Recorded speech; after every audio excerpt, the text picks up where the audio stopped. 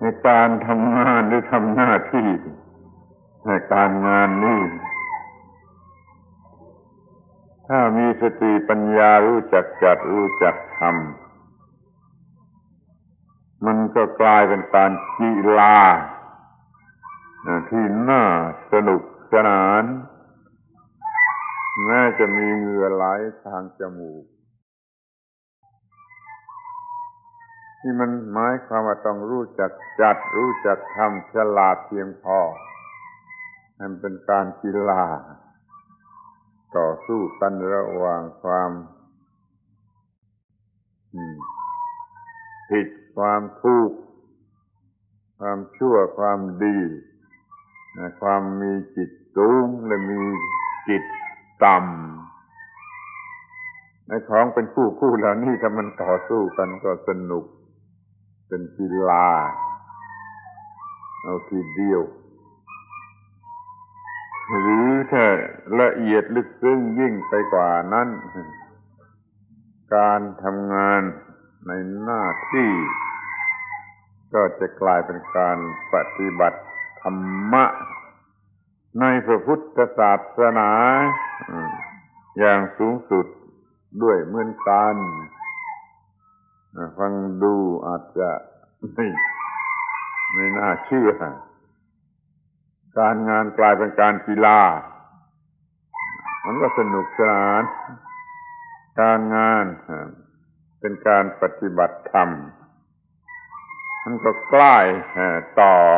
พระนิพพานซึ่งเป็นสิ่งสูงสุด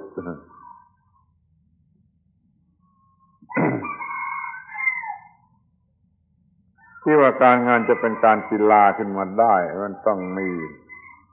ความตั้งใจจะทำให้ดีที่สุดทำงานฝีมือให้ดีที่สุดไม่ใช่เป็นลูกจ้าง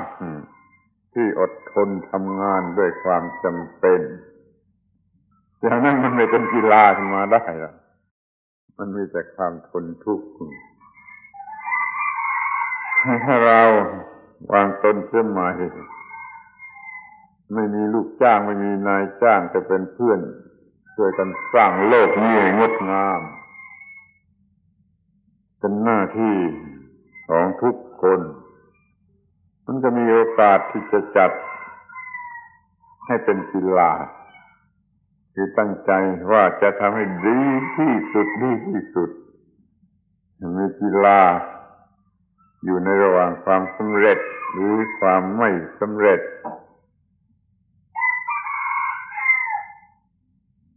ถ้าฉลาด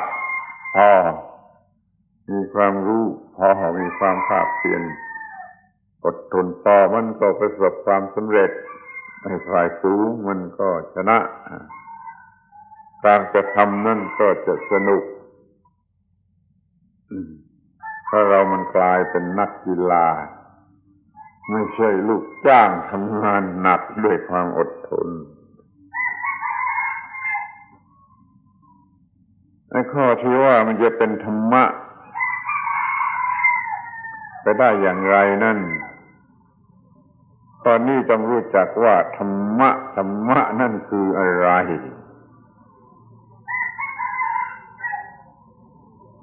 ก็ให้สนใจฟังให้ดีๆ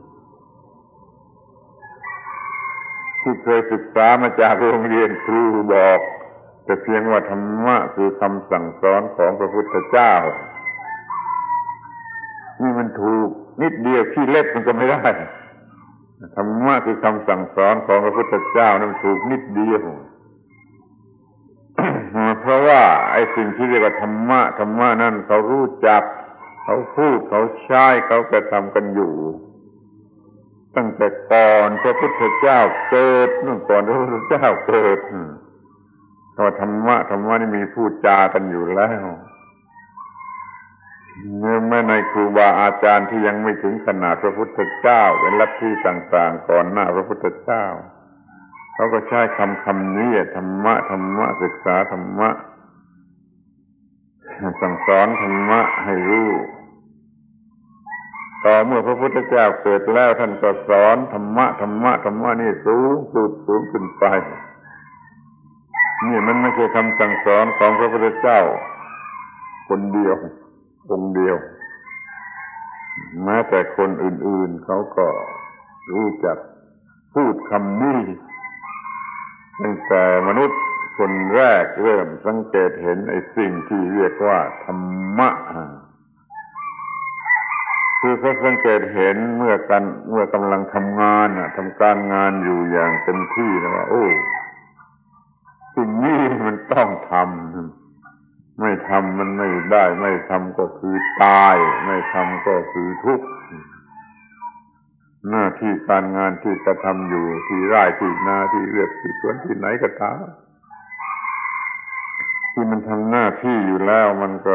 มองเห็นว่านี่ไม่ทำก็คือตายนี่คือทุกข์ยากลำบากเหลือแสนเขาก็เลยเรียกมันว่าเรียกสิ่งนั้นสิ่งที่เขารู้สึกอยู่ในใจนั่นว่าธรรมะเป็นภาษาโบราณต้นกระโน้นซึ่งไม่ใช่ภาษาไทยเราก็ไม่รู้ว่าอะไร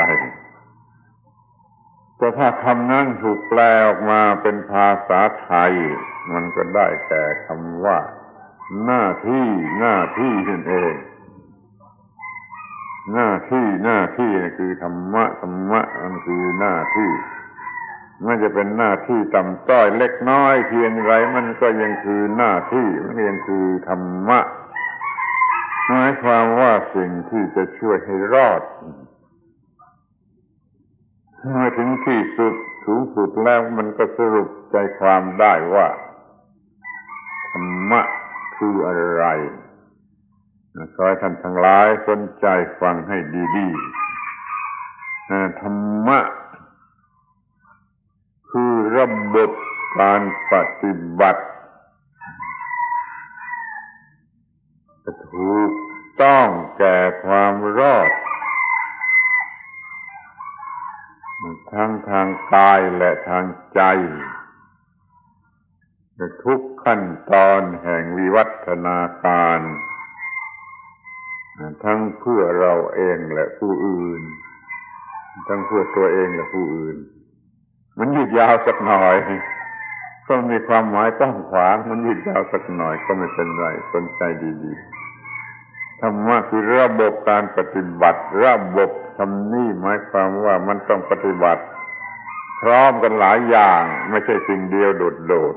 ๆและต้องปฏิบัติให้สัมพันธ์กันด้วยจึงได้เรียกว่าระบบธรรมะคือระบบปฏิบัติเป็นระบบให้ถูกต้องตามระบบนี่คำแรกความหมายแรกนี่ว่าที่ถูกต้องแก่ความรอดไอ้ปฏิบัติอย่างอื่นช่างหัวมันทำใช่มันแต่ว่าระบบปฏิบัติที่ถูกต้องแก่ความรอดเนี่ยคือสิ่งที่เราต้องการหรือสิ่งที่จำเป็นความรอดสิ่งสูงสุดที่จำเป็นที่นี่ความรอดนั้นมันมีทั้งสองชนิดคือรอดทางกายและรอดทางจิตรอดทางกายนั้นมีแต่เพียงไม่ตายเท่านั้นแหละไม่ตายรอดทางกายแต่ถ้าเป็นทุกข์รุ่มอยู่นี่เรียกว่าไม่รอดทางจิต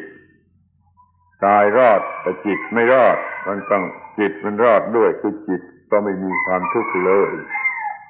กายก็รอดคือไม่ตายจิตก็ไม่มีความทุกข์เลยนี่เรียกว่าความรอดที่สมบูรณ์นี่มันต้องทุกขั้นตอนแห่งชีวิตตั้งแต่เกิดมาเป็นเด็กเป็นหนุ่มสาวพ่อบ้านแม่เรือนจนกระทั่งตายนั่นเป็นทุกขั้นตอนแห่งวิวัฒนาการของชีวิตมันต้องรอดอย่างนั้นเรื่อยมาแล้วก็รอดคนเดียวไม่ได้รอดทั้งตนเองและผู้อื่นข้อนี้มันมีความสำคัญมากเลยเพราะมันมีความสัมพันธ์กันอยู่ระหว่างตนเองกับเพื่อนมนุษย์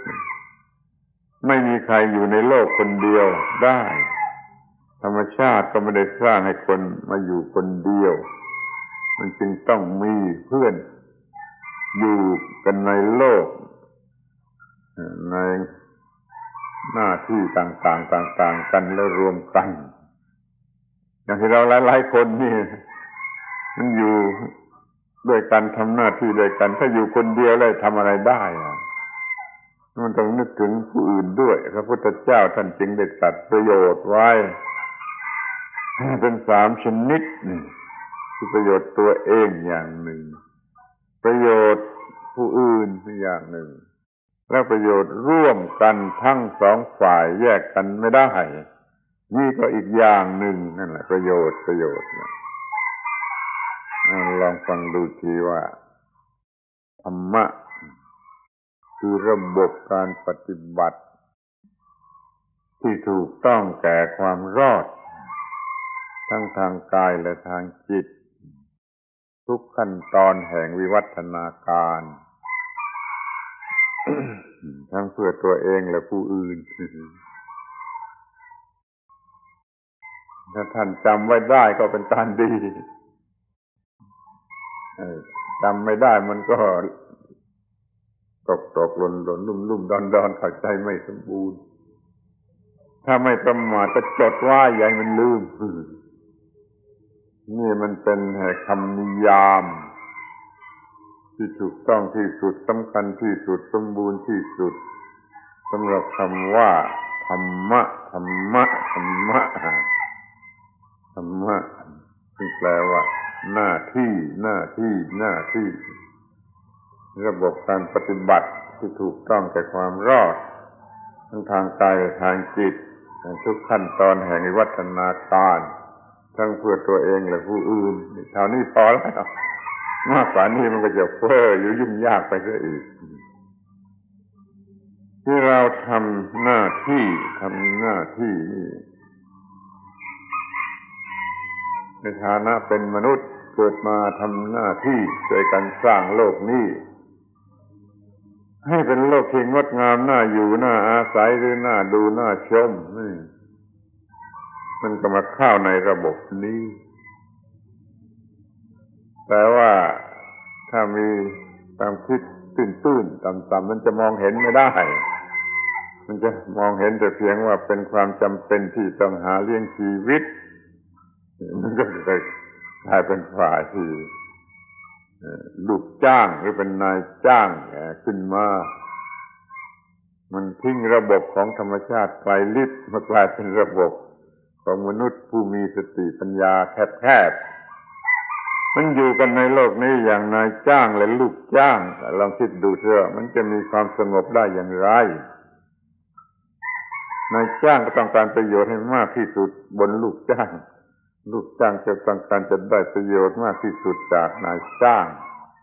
มันก็เป็นการขัดแย้งกันอยู่ในตัวความรักความสามัคคีมันมีไม่ได้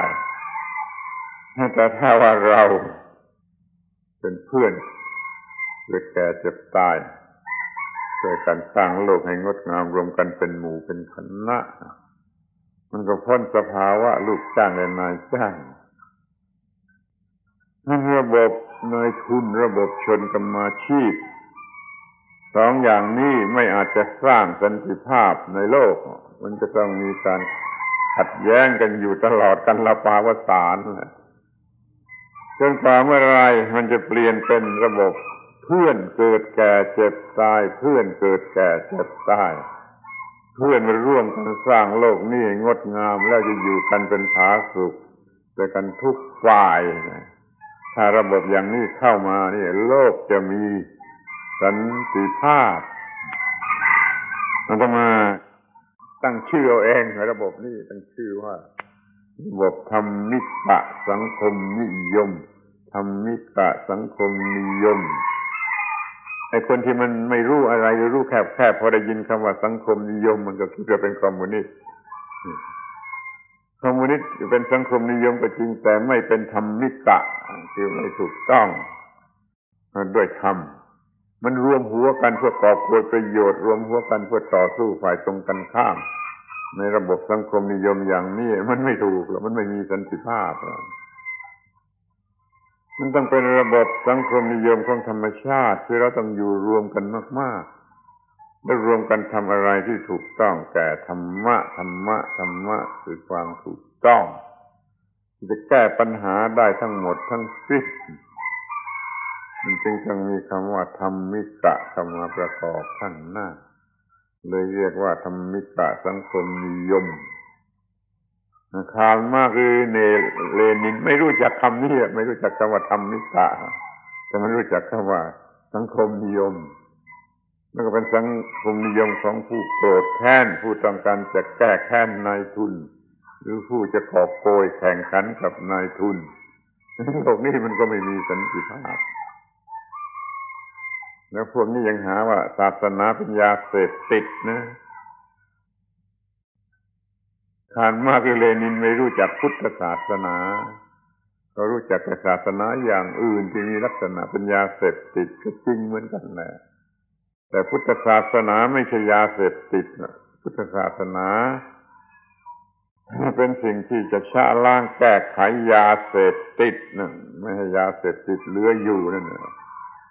เป็นหน้าที่ของพุทธศาสนานั่นคำว่าศาสนาเป็นยาเสพติดมันถูกนิดเดียวถูกหายโง่โดยไม่รู้จักศาสนาที่แท้จริง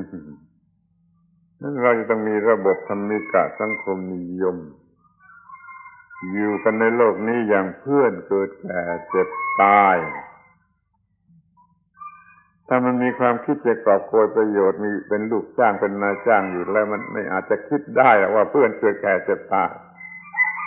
มันจะมีความคิดแต่มึงก็มึงกูก็กูประโยชน์ของมึงก็ประโยชน์ของมึงประโยชน์ของกูก็ประโยชน์ของกูกระเป๋าของกูไม่ใช่ของมึงกระเป๋าของมึงก็ไม่ใช่กระเป๋าของกูมันก็คิดอยู่แต่อย่างนี้ลองคิดดูดีๆว่าไอ้โลกนี้มันจะมีสันติภาพได้อย่างไรถ้าเรามีสติปัญญาเห็นลึกซึ้งว่าการทำนี่เพื่อให้โลกมีสันติภาพนั่นแหละคือธรรมะเราก็สามารถที่จะจัดจิตใจเสียใหม่มองดูการงานในลักษณะที่เป็นสิ่งที่จะทำให้โลกนี้มีสันติภาพการทำงานทำหน้าที่ก็กลายเป็นการปฏิบัติธรรมะคือการทำให้โลกนี้มันมีสันติภาพนี่มันยิ่งไปกว่าจัดให้การงานเป็นกีฬาไปซะอีกมันถึงจะทำจัดให้การงานเป็นการสร้างสันติภาพให้แก่มนุษย์ทั้งจักรวาลไปเลยนี่มันสูงสุดหรือมันไปไกลกันถึงขนาดนี้ทีนี้เรามาดูกันเป็นข้อเรื่อยๆไปดีกว่ามันจำง่ายดีการทำงานในหน้าที่นั้นเป็นความประสงค์ของสิ่งสูงสุดที่เราจะฝืนไม่ได้คุณรู้ไหมว่าสิ่งสูงสุดนั่นคืออะไรที่เราจะฝืนคำสั่งไม่ได้ไอ้สิ่งสูงสุดนั่นมันไม่ต้องเป็นตัวคนก็ได้แต่มีอำนาจสูงสุดน่ะมันเป็นกฎของธรรมชาติสูงสุดก็ได้หรือจะเป็นบุคคลที่มีอำนาจอย่างนั้นก็ได้แต่ลองคิดดูบุคคลถ้าเป็นบุคคลจะมีอำนาจได้อย่างไรนั่นเป็นเรื่องของกฎของธรรมชาติมากกว่าเขาเรียกสิ่งสูงสุดว่าพระเป็นเจ้าที่คนก็รู้จักพระเป็นเจ้าแต่ชนิดที่เป็นบุคคลมีความรู้สึกอย่างบุคคลโกรธก็เป็นรักก็เป็นให้รางวัลก็ได้อย่างนี้มันไม่แน่แล้วมันมีความรู้สึกอย่างบุคคลในธรรมะในพุทธศาสนามีสิ่งสูงสุดไม่ใช่บุคคลไม่ต้องเป็นบุคคลแต่เป็นกฎของธรรมชาติที่สูงสุดนั่นพระเป็นเจ้าคำนี้หมายถึงกฎธรรมชาติที่สูงสุดก็ได้หมายถึงบุคคลที่เป็นเทวดาเป็นอะไรก็ไม่รู้มีอำนาจสูงสุดอย่างที่เขาถือกันก็ได้คำพูดมันเป็นอย่างนั้นแต่เราไม่มองเห็นว่าถ้าเป็นบุคคลน่าจะยุติธรรมจะไม่ลำเอียงเป็นไปไม่ได้เราเอาเป็นไม่ใช่บุคคลนั่นมันจึงมีพระเจ้าอย่างไม่ใช่บุคคลและพระเจ้าอย่างบุคคล personal God พระเจ้าอย่างบุคคล impersonal God พระเจ้าอย่างไม่ใช่บุคคลแต่ถ้ามีอำนาจสูงสุดแล้วก็เรียกว่าพระเจ้าสิ่งสูงสุดเหล่านี้จะอยู่ในรูปไหนก็ตามเถอะถ้าเป็นอย่างบุคคลก็แปลให้เป็นไม่ใช่บุคคลไปเสียมีคำสั่งมีบังคับว่าทุกคนต้องทำหน้าที่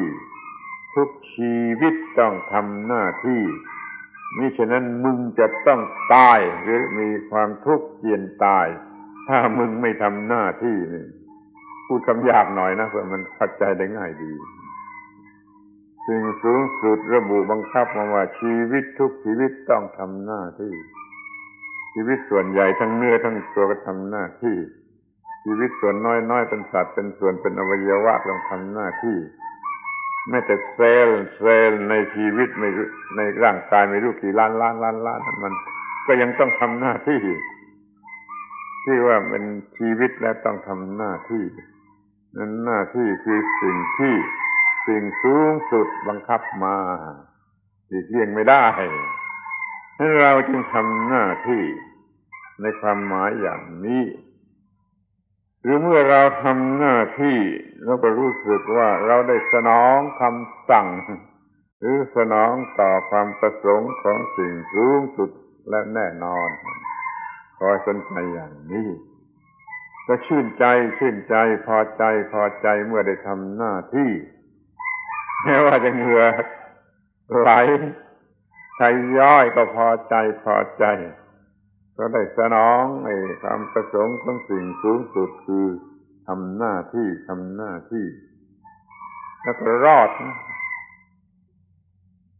แต่เราจะไม่คิดแค่ว่าเราเป็นลูกจ้างที่เอาเปรียบนายจ้างเราไม่เป็นนายจ้างที่จะเอาเปรียบลูกจ้างนี่ไม่ต้องมีร่วมกันทำหน้าที่ตามความประสงค์ของสิ่งสูงสุดโดยเฉพาะอย่างยิ่งคือกฎของธรรมชาติเป็นพระเป็นเจ้าที่ไม่ใช่บุคคล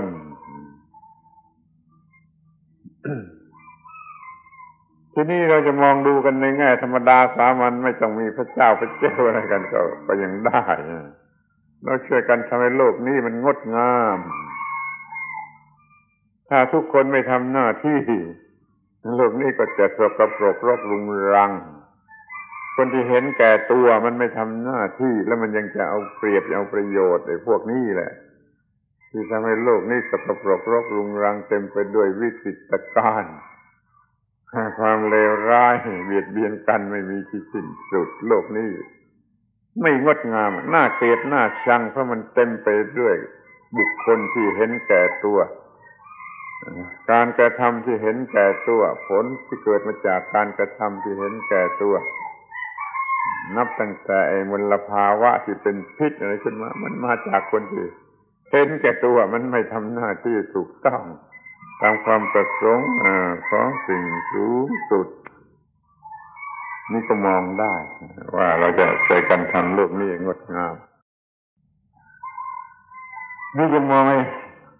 แคบลงมาอีกว่ามันเป็นการช่วยเพื่อนมนุษย์เป็นอุบายแห่งการช่วยเพื่อนมนุษย์โดยการลดความเห็นแก่ตัวของเราเสียการทำงานนั่นน่ะเอาผลเป็นการลดความเห็นแก่ตัวของเราเสียลดความเห็นแก่ตัวได้เท่าไรก็ใกล้นิพพานหรือใกล้พระเป็นเจ้าเข้าไปเท่านั้นยิ่งมีความเห็นแก่ตัวเท่าไรยิ่งไกลต่อนิพพานหรือความสงบสุขคนเห็นแก่ตัวมันจะกระวนกระวายอยู่เรื่อยไปมันหวาดกลัวจะไม่ได้หรือได้มาแล้วมันจะเสียไปมันนอนหลับยากมันเป็นโรคประสาทได้ง่ายถ้ามันเห็นแก่ตัวจัดแล้วมันจะเป็นบ้าแล้วมันจะถึงกับฆ่าตัวตายถ้ามันเป็นการเห็นแก่ตัวที่หลงทางไปไกลสุดเวียงแล้วมันถึงกับฆ่าตัวตายทั้งที่เห็นแก่ตัวแล้วทำไมต้องฆ่าตัวตายความเห็นแก่ตัวมันโง่ความเห็นแก่ตัวมันหลงทางนี่คอยมองดูดีๆคนรวยเป็นมหาเศรษฐีมันก็ยังฆ่าตัวตาย มีอำนาจวาสนาสูงสุดมันยังมีค่าตัวตายในประวัติศาสตร์มันยังปรากฏอยู่เรากำจัดความเห็นแก่ตัวได้เท่าไรก็เป็นบุญเป็นกุศลเป็นความดีความงามเท่านั้นถ้าเราทำการงานเพื่อทำลายความเห็นแก่ตัวอยู่กันที่นี่เราพูดว่าทำงานเพื่อเอาเหงื่อล้างความเห็นแก่ตัวมันคอยทำงานจนเหงื่อท่วมตัวเหงื่อนั้นจะล้างความเห็นแก่ตัวออกไปมีพระเณรทั้งหลายถึงวันทำงานก็ช่วยกันทำงานเหงื่อท่วมตัวแล้วไม่มีใครให้รางวัลแม้แต่คำว่าขอบใจอาตมาไม่เคยให้คำว่าขอบคุณหรือขอบใจเพราะไม่ต้องให้เพราะมันเป็นสิ่งที่เขาได้สิ่งสูงสุดแต่ตัวเขาเองช่วยตัวเขาเองคือเขาทำงานเพื่อเอาเหงื่อล้างความเห็นแก่ตัวคนเห็นแก่ตัวก็ชอบนอนมีโอกาสสักนิดก็หนีไปนอนนะถ้ามันไม่เห็นแก่ตัวมันพอใจที่จะทำงานให้เหงื่อออกมาล้างความเห็นแก่ตัวความเห็นแก่ตัวลดลงไปเท่าไรก็ยิ่งใกล้พระนิพพานหาเข้าไปเท่านั้น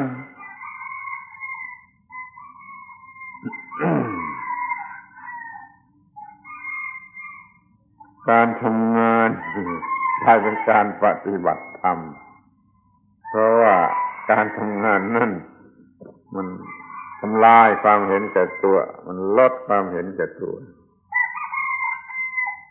แล้วก็ยังเป็นการหล่อเลี้ยงชีวิตของตนเองในการทำงานเนี่ยคือการหล่อเลี้ยงชีวิตเติมปัจจัยหล่อเลี้ยงชีวิตให้แก่ชีวิตด้วยการทำงานนั่นอย่าได้รังเกียจเกลียดชังว่ามันเหน็ดเหนื่อยไปนอนจะดีกว่าถ้าคิดอย่างนั้นก็ไปเป็นอันธพาลเนี่ยเขาก็คิดว่ามาทำงานให้เหนื่อยทำไมไปปล้นไปจี้ไปขโมยให้ดีกว่ามันหลงทางอย่างนี้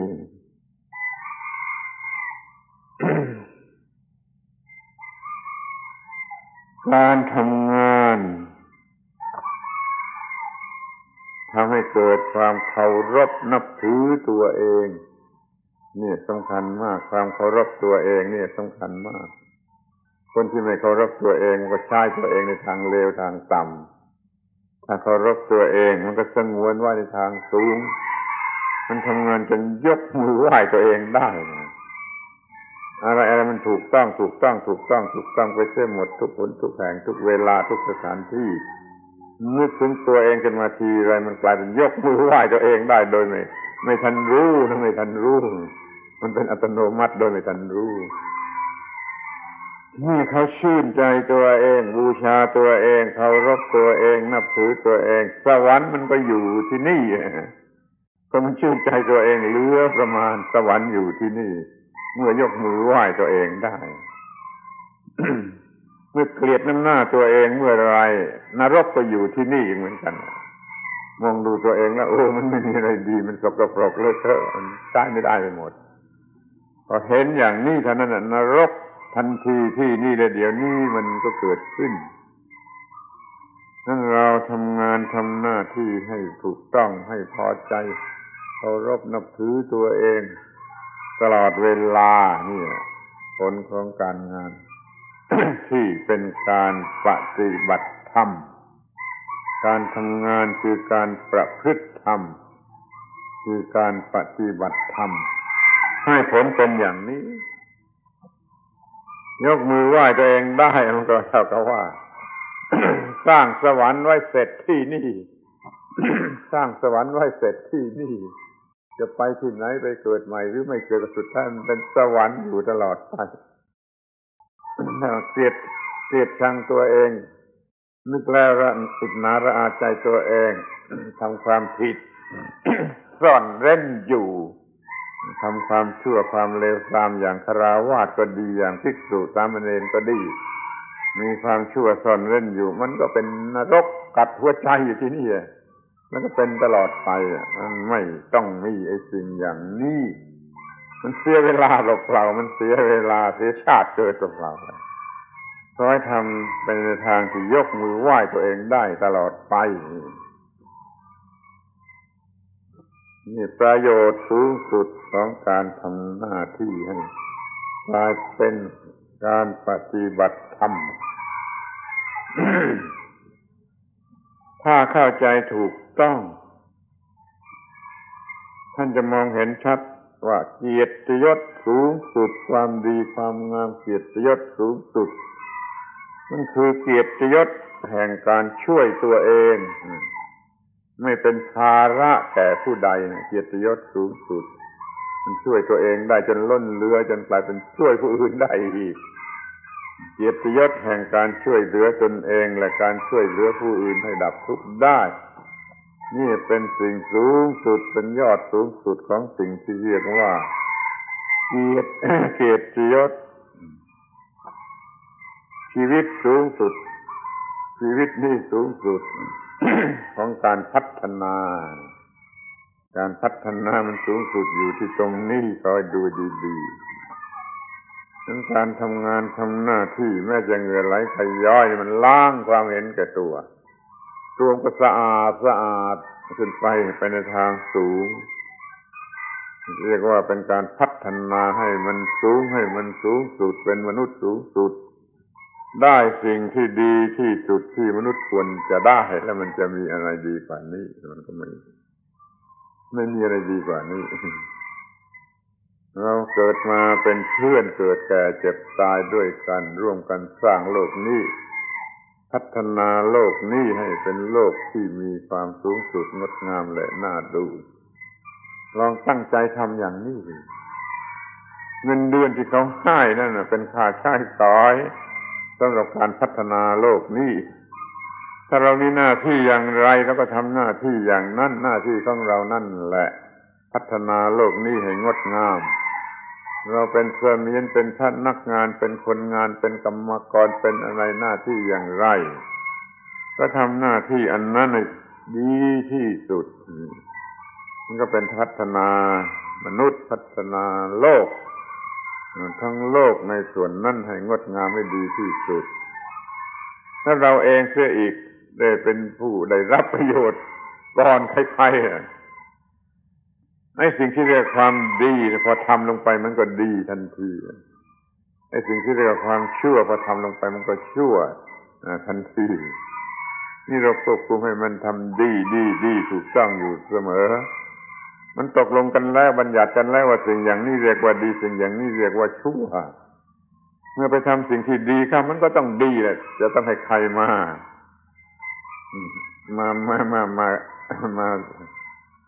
เป็นชื่อรับรองไม่ต้องมีใครรับรองมันดีที่สุดอยู่ในตัวมันเองโดยกฎของธรรมชาติโดยสิ่งสูงสุดในธรรมชาตินั่นน่ะมันก็จัดให้ดีที่เป็นไปในทางดีนี่ท่านควรจะเห็นได้แล้วว่าการงานนี่มันแปลกจัดให้เป็นกีฬาสนุกสนานก็ได้จะทำอะไรก็ตั้งใจทำให้ดีที่สุดแม้แต่จะเขียนหนังสือสักตัวเดียวเท่านั้นน่ะก็เขียนให้ดีที่สุดจนบอกตัวเองได้ว่าดีที่สุดเอามันชนะแล้วมันเล่นกีฬาชนะกิเลส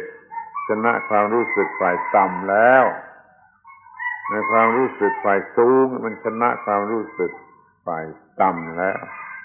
นี่มันเป็นกีฬาระหว่างความรู้สึกฝ่ายต่ำและความรู้สึกฝ่ายสูงเราถือโอกาสจัดให้มันเป็นการเล่นกีฬาและชนะฝ่ายสูงชนะเรื่อยไปไม่ว่าทำอะไรสักนิดหนึ่งจะเป็นงานใหญ่งานเล็กงานต่ำงานสูงงานเกียรติยศไม่เกียรติยศอะไรก็จะทำให้มันถูกต้องโดยให้ฝ่ายสูงธรรมชาติฝ่ายสูงความรู้สึกฝ่ายสูงชนะความรู้สึกฝ่ายต่ำหรือธรรมชาติฝ่ายต่ำไว้เสมอไปหวังว่าท่านทั้งหลายคงจะมีความรู้ความเข้าใจเพิ่มขึ้นบ้างในการที่จะจัดให้การงานกลายเป็นการกีฬาและสูงขึ้นไปอีกก็เป็นการปฏิบัติธรรมะคำนี้มันเรียกยาก ก็เรียกว่าแปลงไอ้สิ่งที่มันธรรมดาให้เป็นสิ่งที่สูงสุดการเป็นลูกจ้างเราแปลงsublimate ภาษาฝรั่งมันเรียกว่า sublimate ไอ้แปลงไอ้สิ่งที่ไม่น่าปรารถนาให้กลายเป็นสิ่งที่น่าปรารถนาไปเสียสิ่งที่ไร้สาระก็แปลงให้มันเป็นสิ่งที่มีสาระไปเสียไอ้ชีวิตชนิดที่เป็นทุกข์นี่แปลงให้มันเป็นชีวิตที่เป็นสุขน่าชื่นใจน่าพอใจและรื่นชื่นใจเหมือนดอกไม้บานยามเช้าได้เสมอไปขอให้สนใจเถิดแปลงชีวิตที่ทนทรมานให้กลายเป็นชีวิตที่สนุกสนานร่าเริงพอใจไม่มีที่สิ้นสุดนี่คือประโยชน์ของการทำงานหรือการปฏิบัติธรรมะ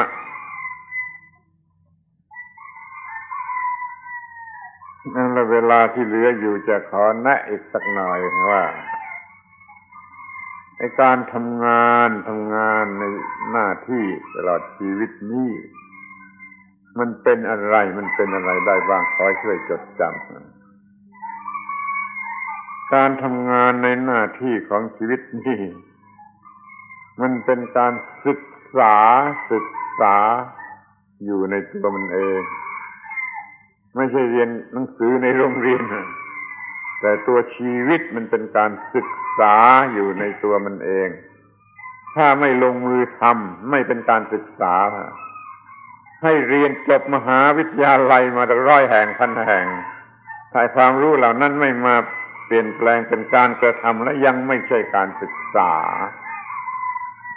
เรียนพระไตรปิฎกจบก็ยังไม่เป็นการศึกษา จนกว่าจะปฏิบัติไอ้สิ่งที่เรียนมานั่นน่ะจึงจะเป็นการศึกษารู้จักชัดประจักษ์ชัดด้วยใจตนเองไอ้เรียนในโรงเรียนหรือเรียนคัมภีร์นั้นเป็นความจำแล้วลืมก็ได้จนกว่าจะได้เอามาใช้ครวญเห็นชัดว่าจะมีประโยชน์อย่างไรจะดับทุกข์อย่างไรแล้วปฏิบัติดูเถิดมันจะเป็นการรู้หรือเป็นการศึกษาที่แท้จริงตัวการกระทำนั่นแหละเป็นตัวการศึกษาที่แท้จริงเหมือนเราจะเรียนขี่รถจักรยานหรือเรียนพายเรือนะเรียนไม่ได้ในห้องเรียนก็เรียนอย่างนั้นน่ะสอนกันอย่างนั้นน่ะมันแต่ดีแต่พูดเท่านั้นแหละแต่พอไปจับรถขี่ทำให้มันล้มลุกคลุกคลานนั่นแหละจะเป็นการเรียนหรือพายเรือเก้ๆกังๆไปตามเรื่องนั่นจะเป็นการเรียนและตัวการกระทำนั่นแหละมันจะสอนมนุษย์ด้วยกันสอนไม่ได้คุณไปลองใจควรดูแม้แต่ขี่รถจักรยานมนุษย์ด้วยกันสอนไม่ได้ในการล้มหรือรถที่ล้มหัวเข่าถลอกปอกเปิกนั่นแหละมันจะสอนถ้าพายเรือเนี่ยมันสอนพายเนี่ยมันสอนมันเรียนในห้องเรียนไม่ได้นี่เรียกว่าชีวิตการกระทำที่แท้จริงนั่นแหละเป็นตัวการศึกษาที่แท้จริงที่มันน่าหัวที่ว่ามันเป็นการเรียนการศึกษาแล้วมันเป็นการสอบไล่ด้วยนะมันสอบไล่อยู่ทุกวินาทีทุกขณะจิตทุกขณะที่มีการกระทำมันเป็นการสอบไล่ด้วยว่าจะสอบไล่ได้หรือสอบไล่ตกพอลงมือทำงานมันก็เป็นการเรียนและก็เป็นการสอบไล่พร้อมกันไปทันทีแล้วมันน่าหัวที่ว่ามันจะเป็นการสอบได้ให้รับรางวัลหรือว่าเป็นสอบตกไอ้ลงโทษเจ็บปวดก็เป็นพร้อมกันไปในทันทีในตัวการงานในการกระทำนั่นแหละทั้งการทำงานในหน้าที่จึงเป็นการเรียนในตัวเป็นการสอบไล่ในตัวเป็นการได้รับรางวัลหรือได้รับโทษทันไปในตัวดูให้ดีถ้าทำได้อย่างนี้มันจะฉลาดขึ้นสูงขึ้นการทำงานที่ถูกต้องแล้วก็ได้ชีวิตใหม่ที่ถูกต้องเป็นชีวิตชนิดที่ไม่มีปัญหาป ราศจากความรู้เหล่านี้แล้วชีวิตมันมีปัญหามันมีความโง่มันมีความมืดมันมีความร้อนมันไม่มีเสรีภาพมันไม่มีอิสรภาพถ้าเราทำงานถูกต้องมันก็จะมีสิ่งที่พึงปรารถนาชีวิตนี้ก็จะไม่ตัดเจ้าของฟังดูดี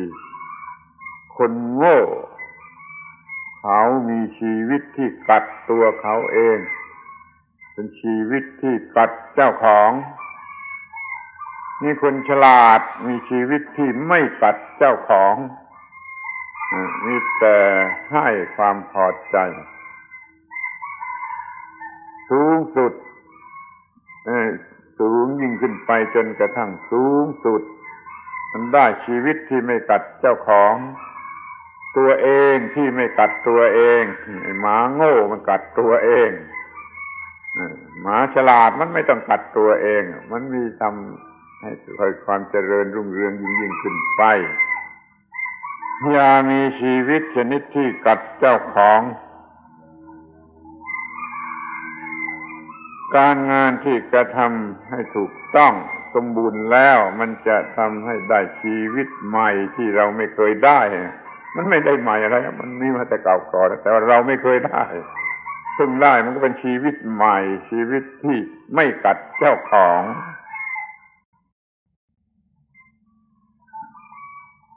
ถ้าได้สิ่งนี้มาประเสริฐที่สุดเราก็จะเห็นได้ว่าไอ้การทำหน้าที่นั่นแหละมันเป็นเพื่อนที่ดีที่สุดของเราเป็นมิตรสหายที่ดีที่สุดของเราการงานในหน้าที่ที่เราทำดีทำถูกต้องอย่างที่ว่ามาแล้วนั่นแหละมันเป็นมิตรสหายที่ดีที่สุดของเราหรือจะเรียกว่ามันเป็นคู่ชีวิตก็ได้เพราะว่าถ้ามันขาดสิ่งนี้ไปแล้วชีวิตมันจะเป็นไฟคือมันจะเต็มไปด้วยความร้อนเพราะได้สิ่งนี้มาชีวิตนี้มันก็เย็นเราก็ถือว่าไอ้นี่เพื่อนที่ดีที่สุดให้ความเย็นแก่ชีวิตจิตใจเลยไปถึงจะเรียกว่าได้ชีวิตชนิดที่เป็นเพชรเป็นเพชรเป็นที่รู้กันอยู่แล้วว่าเพชรนี่มันแพงกว่าสิ่งใดในโลกนี่แต่ว่าเราไม่ตะกละไอ้เรื่องอย่างนั้นน่ะเราจะถือว่าไอ้เพชรเนี่ยมันแข็งกว่าสิ่งใดเพชรนี่มันตัดสิ่งต่างๆได้แต่ว่าสิ่งอื่นมาตัดเพชรไม่ได้เพราะเพชรมันแข็งกว่าถ้าเรามีชีวิตเป็นเพชร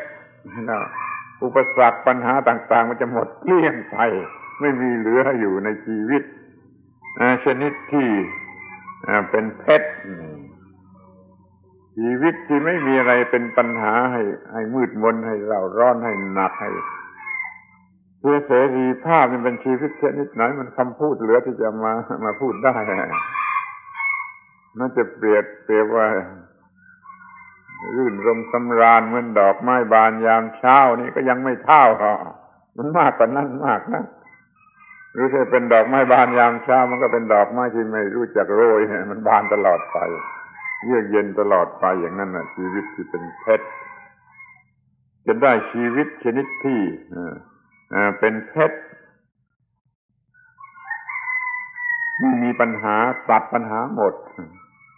ยังดีกว่านั้นอีกคือมันเป็นชีวิตที่มีวิวัฒนาการเดินเข้าไปหาสิ่งสูงสุดเดินเข้าไปใกล้สิ่งสูงสุดใกล้เข้าไปใกล้เข้าไปต่อสิ่งสูงสุดสิ่งสูงสุดที่เราจะเรียกว่าพระนิพพานก็ได้จะเรียกว่าพระเป็นเจ้าก็ได้แต่ต้องได้ความหมายที่ถูกต้องนะคือไม่มีความทุกข์เลยไม่มีปัญหาเลยไม่มีความทุกข์เลยไม่มีความหนักเลยไม่มีความเศร้าหมองเลยนั่นแหละสิ่งสูงสุดไม่ใช่เรื่องกามารมณ์ไม่ใช่เรื่องบ้ากามารมณ์จะเป็นสิ่งสูงสุดนั่นมันเป็นเรื่องของคนโง่รู้จักแต่เพียงเท่านั้นมันไม่ใช่ความถูกต้องของสิ่งสูงสุดนั้นสวรรค์กามารมณ์นั่นไม่ใช่สิ่งสูงสุดสวรรค์ที่แท้จริงต้องเป็นความไม่มีความทุกข์เหลืออยู่เลย แต่ก็ไม่มีใครเรียกว่าสวรรค์แล้วถ้าสวรรค์เป็นอย่างนั้นอาจจะไม่มีคนต้องการสวรรค์ก็ได้เอาสวรรค์เป็นเรื่องกามารมณ์สูงสุดกันไปเสียหมดนี่มันยังกลับกันอยู่จะต้องมีความรู้มีความเข้าใจดีๆอย่าให้มันหลอกลวงได้ สรุปความแล้วการงานนั้นทำให้รอดทำให้รุ่งเรืองขึ้นไปเข้าไปหาสิ่งสูงสุดควรจะกล่าวได้ว่าเป็นสิ่งที่น่ารักที่สุดยิ่งกว่าสิ่งใดๆการทำการงานหรือการทำหน้าที่ที่ถูกต้องนั่นแหละเป็นสิ่งที่น่ารักที่สุดยิ่งกว่าสิ่งใดๆยิ่งกว่าคู่ชีวิตหรือยิ่งกว่าตัวชีวิตเพราะว่าถ้าไม่มีการงานไม่มีสิ่งเหล่านี้แล้วชีวิตมันสลายชีวิตมันอยู่ไม่ได้นี่ชีวิตมันอยู่ได้เพราะมีการงานที่ถูกต้องการงานที่ถูกต้องมันให้ผลทุกทิศทุกทางให้ทั้งทางกายให้ทั้งทางจิตให้ทั้งตัวเองให้ทั้งผู้อื่นให้ตลอดนิรันดรจึงถือว่าการงานที่ทำถูกต้องนั้นเป็นสิ่งสูงสุดมีค่าสูงสุดและก็น่ารักที่สุดน่าบูชาที่สุดน่าเคารพที่สุดจนถึงกับพระพุทธเจ้าท่านก็เคารพการงานเรียกว่าเคารพธรรมะคือเคารพหน้าที่เคารพหน้าที่ของท่านไม่บกพร่องในหน้าที่ของท่านแม้แต่กระเบียดนิ้วทำหน้าที่ตลอดชีวิตทำหน้าที่อย่างสนุกสนานแม้ว่าจะต้องเหงื่อไหลอย่างที่เรียกกันว่าเจ็บปวดนะขอพูดกันสักหน่อยนะขอเวลาสักนิดนะพระพุทธเจ้าท่านไม่มีรถยนต์นะท่านต้องเดินเท้านะแล้วในบาลีปรากฏไม่เห็นมีพระพุทธเจ้าสวมรองเท้าไม่มีข้อความอย่างนั้นรองเท้าก็ไม่ได้สวม แล้วก็ท่านก็ไม่นั่งเกวียนนั่งรถม้าอะไรที่มันมีเพราะว่ามันเป็นธรรมเนียมหรือเป็นวินัยในของนักบวชทั้งหลายที่ดีเนี่ยไม่นั่งยานพาหนะที่เทียมด้วยสิ่งที่มีชีวิตรถม้าก็ดีรถวัวก็ดีรถอะไรก็ตามไม่นั่งหรอกเพราะว่ามันเทียมด้วยสิ่งที่มีชีวิตเบียดเบียนมันแล้วก็เดินกี่โยชน์ไม่มีความหมายเดินระหว่างเมืองระหว่างประเทศ อยู่ที่ไหนท่านก็ทำหน้าที่ครบวงจรก่อนสว่างก่อนรุ่งคิดว่าวันนี้จะทำอะไรจะไปโปรดใครที่ไหนก็สว่างขึ้นก็ไปที่นั่นจนได้จนโปรดคนนั้นสำเร็จนะจะกินเวลานานไปบิณฑบาตไปหาโอกาสติดต่อให้ได้พูดได้จ้าจนเที่ยงจนสายก็ได้จนโปรดคนนั้นสำเร็จท่านไม่ละหน้าที่ทำหน้าที่ของท่านสำเร็จกลับมาที่วัดตอนบ่ายตอนเย็นนั่นก็โปรดคนที่ไปหาถึงวัดประชาชนไปหาถึงที่อยู่ที่วัดก็มีมากตอนบ่ายตอนเย็นก็โปรดสอนคนเหล่านี้พอค่ำลงก็โปรดสอนภิกษุสามเณรประจำวัดพอดึกเที่ยงคืนโปรดพวกเทวดาที่มาจากสวรรค์ก็ดีเทวดาคือพระเจ้าแผ่นดินอิสรชนสูงสุดในโลกนี้ก็ดีเขาเรียกกันว่าเทวดาพระเจ้าแผ่นดินก็ไปเฝ้าพระเจ้าเวลาเที่ยงคืนทั้งนั้นในบาลีมีอย่างนี้ยกกองทัพเพลิงถือเพลิงมันไปเป็นกองทัพไปเฝ้าพระพุทธเจ้าเวลาเที่ยงคืนดึกดื่นนั่นท่านก็ต้องรับแขกพวกนี้โปรดเทวดาเสร็จแล้วเหลือเวลานิดหน่อยแล้วที่จะทรงพักผ่อนตอนเที่ยงคืนไปแล้วพักผ่อนเอาไป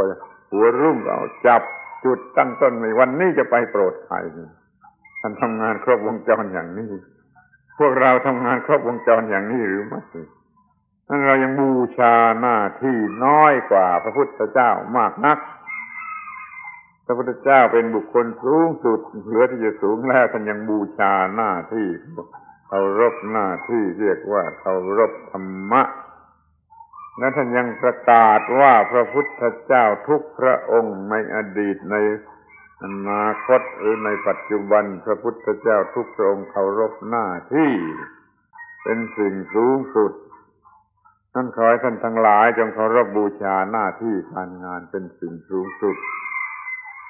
จะทำในฐานะพัฒนาโลกนี้ให้เจริญไม่ใช่เป็นลูกจ้างนี่มันไม่มีความหมายที่น่าชื่นใจเราเป็นผู้ร่วมกันพัฒนาเขาจะจัดเราเป็นลูกจ้างก็ตามใจแต่เราจัดตัวเองเป็นผู้ร่วมงาน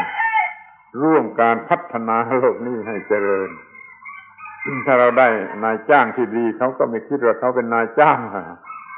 เขาก็คิดจะเป็นผู้นำในการพัฒนาโลกนี้ให้เจริญเท่านั้น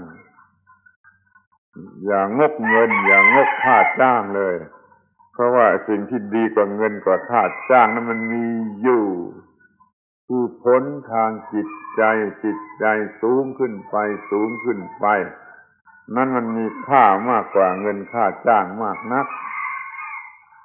แต่เดี๋ยวนี้คนก็มีความคิดต่ำมากทำงานเอาเงินมาซื้อเหล้ากินทำงานเอาเงินมาเล่นการพนันเที่ยวกามารมณ์นี่มันจิตมันต่ำเกินไปนะคอยคิดให้เห็นว่าผลของการงานมันมากกว่านั้นมากคือการพัฒนามนุษย์พัฒนาโลกพัฒนาจักรวาลพัฒนาชีวิตให้เป็นชีวิตที่สูงสุดนี่คือการงานที่ท่านยังไม่รู้จักขออภัยนะจะดูหมิ่นท่านไปสักหน่อยก็ได้ว่าการงานที่ท่านยังไม่รู้จักการงานที่พัฒนาชีวิตการงานที่พัฒนาโลก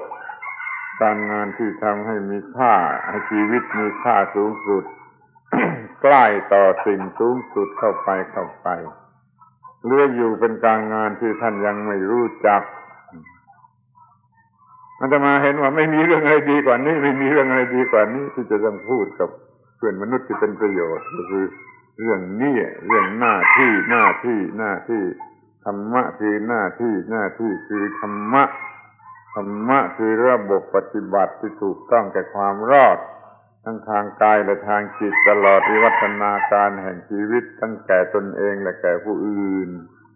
ขอร้องแล้วขอร้องอีกคอยจะจำบทนิยาม